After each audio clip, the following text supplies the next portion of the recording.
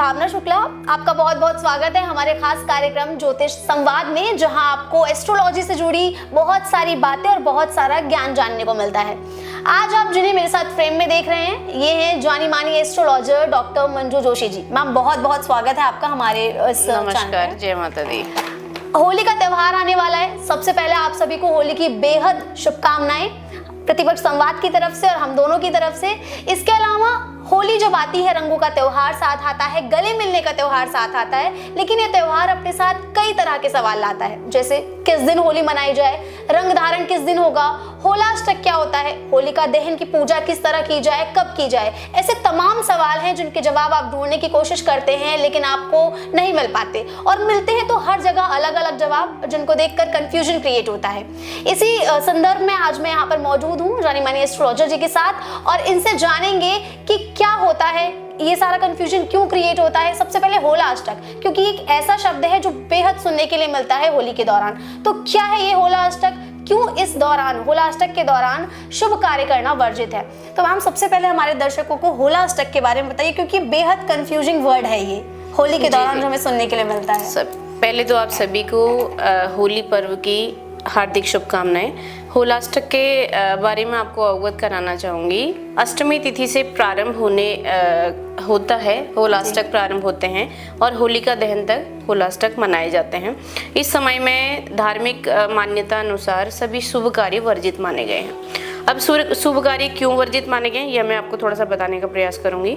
होलाष्टक में भगवान विष्णु के परम भक्त प्रहलाद, आप सभी ने कथाओं में सुना होगा, के पिता हिरण्यकश्यपु द्वारा उनको अनेक यातनाएं दी गई, उनको मारने की अनेक योजनाएं बनाई गई, और अंत में उन्होंने जब सारी योजनाएं उनकी विफल हुई तो उन्होंने जो होलिका दहन आप देखते हैं, जो होलिका थी उनको अमर रहने का वरदान था। उनके पास एक ऐसा कंबल था जो जलता नहीं था। उन्होंने कहा अब इसको समाप्त करने के लिए उनको प्रहलाद को अपनी गोद में बिठाया, पर ऐसा हो नहीं सका।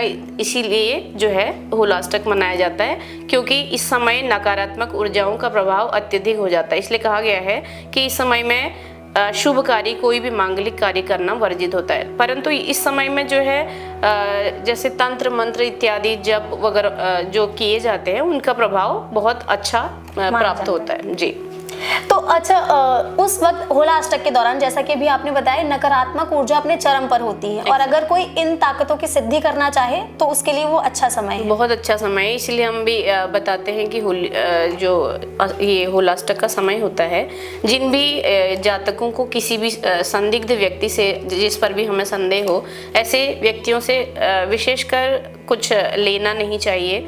इसके अतिरिक्त जो है मीठा तो बिल्कुल ही जो है किसी के हाथ से नहीं खाना चाहिए। उसमें जैसे कहते हैं कि जादू टोने का प्रभाव बहुत ज़्यादा आपको देखने को मिलेगा। तो क्या कोई ऐसी पहचान है जिससे इंसान खुद को सेफ रख पाए कि ये कुछ गलत हो सकता है, या फिर ये ऐसा है कि कुछ नियम है उसी को फॉलो करना चाहिए, जैसे आपने बताया? हाँ, बिल्कुल, जो नियम बनाए गए हैं, जैसे अभी हम आगे बात करेंगे, बहुत सारे नियमों का हम यहाँ पे पालन कर सकते हैं। विशेषकर हमें जो नकारात्मक ऊर्जाएं होती हैं हमारे वस्त्रों के द्वारा हमारे शरीर में प्रवेश करेंगी, या हमारे खान पान के द्वारा हमारे शरीर में प्रवेश करेंगी, तो हमें इन चीज़ों का ही विशेष ख्याल रखना चाहिए होलाष्टक के समय में। और मैम, अक्सर देखा जाता है, चाहे वो बड़ी सेलिब्रिटीज की लाइफस्टाइल देख लो या नॉर्मल लोगों की, लोग अक्सर होली रंग धारण करते वक्त, होली के दौरान सफेद वस्त्र पहनते हैं। तो क्या इसके पीछे कोई खास वजह है, या फिर ये शौक है सिर्फ लोगों का? नहीं, बिल्कुल ऐसा नहीं है। इसका विशेष महत्व है, इसका वैज्ञानिक महत्व भी है। होली पर सफेद वस्त्र इसलिए धारण किए जाते हैं, सफेद रंग को शांति का प्रतीक माना जाता है। ठीक है, सफेद रंग के वस्त्र धारण करने से मन शांत रहता है। इसके अतिरिक्त जो है, जैसे अभी हमने बताया आपको, नकारात्मक ऊर्जाएं जो हैं चरम पर होती हैं, सभी ग्रह अपना नेगेटिव प्रभाव देते हैं। तो सफ़ेद रंग क्या करता है कि रिफ्लेक्ट करता है। ठीक है, तो अगर कोई भी नकारात्मक ऊर्जा आप में प्रवेश करेगी, सफ़ेद रंग पहना होगा, तो फिर वो जो है आप तक नहीं पहुंचेगी, आपके शरीर में उसका प्रभाव नहीं होगा। इसके अतिरिक्त जो है शांति का प्रतीक माना जाता है, जैसे मैंने बताया। इसके अतिरिक्त जो सफ़ेद रंग हम धारण करते हैं, उससे मन शांत रहता है। ठीक है, इसलिए भी वो सफ़ेद रंग धारण किया जाता है। और जो हम कह रहे हैं कि जो होली पर्व है रंगों का त्योहार है, तो होली में सबसे ज़्यादा जो वाइट कलर ऐसा कलर है जिसमें सारे रंग दिखते हैं। एक कारण यह भी है कि होली पर्व पर सफ़ेद रंग ही धारण किया जाता है। होली पर सफेद रंग के कपड़े पहनने का एक साइंटिफिक रीजन भी है और एक आध्यात्मिक कारण भी है, जैसा कि अभी आपको एस्ट्रोलॉजर के थ्रू जानने के लिए मिला। इसी तरह आप इस पूरे इंटरव्यू को देखेंगे तो आपको ऐसी ऐसी चीजें निकल कर सामने आएंगी और जितने भी आपके सवाल हैं खासकर होली से जुड़े हुए, वो सारे आज के इस वीडियो में क्लियर होने वाले हैं। तो जिस तरह होला अष्टक हमें बहुत सुनाई देता है, उसी तरह भद्रा, क्या था ये भद्रा, क्या था या थी, और क्यों इस दौरान भी अशुभ कार्य करना अशुभ माना जाता है, और ये कई राशि के जातकों को भी कई बार प्रभावित करता है। तो इस बार भी क्या कुछ ऐसे योग बन रहे हैं होली पे? जी, पहले तो आपका प्रश्न था कि भद्रा क्या है या कौन है, आप जानना चाह रही हैं। बिल्कुल बिल्कुल। सूर्य देव और छाया की पुत्री थी भद्रा, शनि महाराज की बहन थी भद्रा। तो भद्रा का जो व्यक्तित्व था वो थोड़ा क्रूर था, जैसे कोई कहीं पर भी शुभ कार्य हो रहे हैं तो उनमें विघ्न उत्पन्न करना, ठीक है। तो इसके बाद ब्रह्मा जी ने उसके उग्र स्वभाव को कंट्रोल, यानी एक जगह तक नियंत्रित करना, जैसे कहीं भी शुभ कार्य हो रहा है तो वहां पे उसका कुछ ना कुछ नेगेटिव, नकारात्मक प्रभाव यानी उपद्रव मचाना उसका कार्य। ब्रह्मा जी ने काल गणना में, पंचांग में उसे जो है विशेष अंग विष्टिकरण का स्थान दिया, जो कि एक सुनिश्चित समय है। अगर उस समय जैसे सुनिश्चित कर लिया कि पंचांग में अगर ये करण चल रहा है, जैसे 11 करण होते हैं उसमें से 7वां करण भद्रा है, ठीक है। तो उस समय में सुनिश्चित कर लिया गया कि जब ये समय चलेगा तो इस समय, मतलब उसके लिए एक पर्टिकुलर समय बना दिया, जैसे हर जगह नहीं कर पाएगी उपद्रव, ठीक है। तो वो समय वो करण चलेगा तो उस समय जो है शुभ कार्य वर्जित किए जाएंगे। तो यही है भद्रा, इसलिए तब से जो है भद्रा के समय में कोई भी शुभ कार्य वर्जित कहा गया, क्योंकि एक सुनिश्चित समय तक ही उसका प्रभाव रहेगा, उसके बाद उसका जो प्रभाव है वो समाप्त हो जाएगा। और जहाँ पर भी भद्रा होंगे, जैसे पृथ्वी लोक में है, पाताल लोक में है, तो वहाँ पर उनका प्रभाव बहुत ज़्यादा रहेगा, वहाँ पर एक्टिवेट हो जाएंगे, समझिए उसको एक तरह से। जी, इसीलिए आप लोग भी हमेशा गाइड करते हैं कि भद्रा के टाइम पर अच्छे काम रोके जाएं। जी, ये रीजन है कि भद्रा के समय में, क्योंकि सुनिश्चित एक उनका समय है, तो उस समय में कोई भी शुभ कार्य वर्जित कहा गया है। अच्छा मैम, हमारे दर्शकों की तरफ से एक सवाल जो हमेशा आता है, होली का दहन की जो पूजन है की विधि है, वो क्या सही विधि है, और इस बार 2024 में जो होली है उसका मुहूर्त क्या है? होली का दिन भी अभी हम भद्रा की बात करेंगे। तो होलिका दहन वाले दिन भी प्रातः 9:54 से ही भद्रा प्रारंभ हो रही है, जो कि रात्रि 11:14 तक रहेगी। होलिका दहन का समय रहेगा रात्रि 11:15 से प्रारंभ होगा, जो कि 12:23 और 17 सेकंड तक रहेगा। ये होलिका दहन का शुभ मुहूर्त रहेगा। क्या विधि है, किस तरह जातकों को पूजा करनी चाहिए? हमारे दर्शक पूजा की विधि भी जानना चाहते हैं। होलिका दहन जब होता है तो आप लोगों ने देखा है कि एक जगह पे खूब सारी लकड़ियां एकत्रित की गई होती हैं। तो उन लकड़ियों में जो है आपने उसको इकट्ठा तो करा ही होता है सब लोगों ने मिलके, तो उस लकड़ी में आपने रक्षा धागा 7 बार घुमाना है, ठीक है। उसके बाद उसमें गंगा जल का छिड़काव करना है, रोली, कुमकुम, अक्षत, गुलाल और नारियल, और इसके अतिरिक्त पुष्प इत्यादि उसमें बतासे, मिष्ठान, गुड़ वगैरह सभी उसमें चढ़ाना है। उसके बाद अग्नि के जो भी आपके विषय वो मांगे, जो भी इच्छा आप चाह रहे हैं वो उसके लिए कामना कीजिए। उसके बाद अग्नि के फेरे प्रारंभ करिए, ये विधि होती है।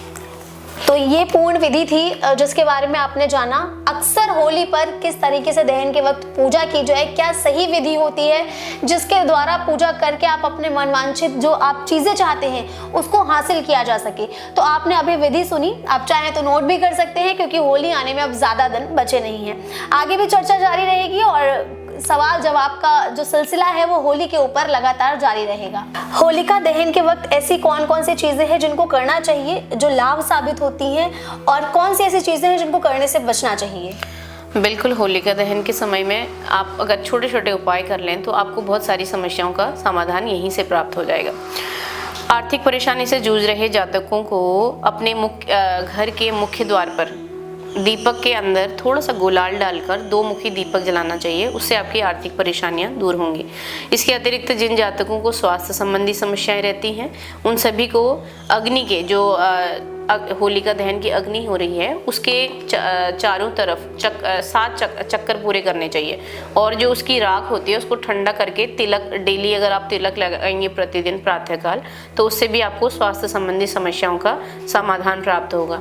इसके अतिरिक्त जिन जातकों को मानसिक तनाव रहता है, होलिका दहन के दिन ऐसे जातकों को सफ़ेद वस्तुओं का दान करना चाहिए। ऐसे उनकी मानसिक स्थिति में सुधार आएगा। जैसे सफ़ेद वस्तुओं में हम क्या क्या दान कर सकते हैं, आप सफ़ेद वस्त्र ले सकते हैं, चावल, चीनी, दही, दूध। उसमें जब भी हम कोई दान करते हैं तो उसमें दक्षिणा अवश्य रखें। अपनी इच्छा अनुसार जो भी आप दक्षिणा रखना चाहते हैं वो आप दक्षिणा रखिए, उससे आपको जो है राहत मिलेगी। इसके अतिरिक्त जिन जातकों को जल्दी दृष्टि दोष लग जाता है, नज़र लग जाना जिसे कह सकते हैं, छोटे बच्चों के लिए भी हम इसे कर सकते हैं। तो जिन जातकों को नज़र जल्दी लगती है, दृष्टि दोष होता है, तो ऐसे जातकों को भी जो होलिका दहन की अग्नि है उसको डेली उसका तिलक लगाना चाहिए, उससे दृष्टि दोष दूर होते हैं। जैसा अभी आपने बताया कि क्या करना चाहिए में, एक आपने कहा कि जो होलिका दहन के वक्त राख मिलती है उसको भी घर ले जाना चाहिए, लेकिन कई जगह पर मैंने देखा है, मान्यताएं हैं कि उस राख को घर नहीं लाना चाहिए क्योंकि वो एक चिता के रूप में देखा जाता है होलिका की दहन को। कई जगह मैंने ये चीज़ें देखी हैं। तो क्या ये सिर्फ भ्रम है या सच में ऐसा कुछ है? नहीं, बिल्कुल भी ऐसा नहीं है। आप उसकी राख को, जो ठंडी राख होती है, उसको ले जा सकते हैं, उससे तिलक कर सकते हैं। बस उसमें ये चीज़ है कि आप उसको अपने घर के अंदर ना ले जाएं, उसको घर के बाहर ही आप रख सकते हैं, बट वो एक सुरक्षित स्थान पर उसको रख दीजिए। जब भी आपको इस तरीके की परेशानियाँ कोई होती है तो उसका प्रयोग करिए, उससे आपको आराम मिलेगा।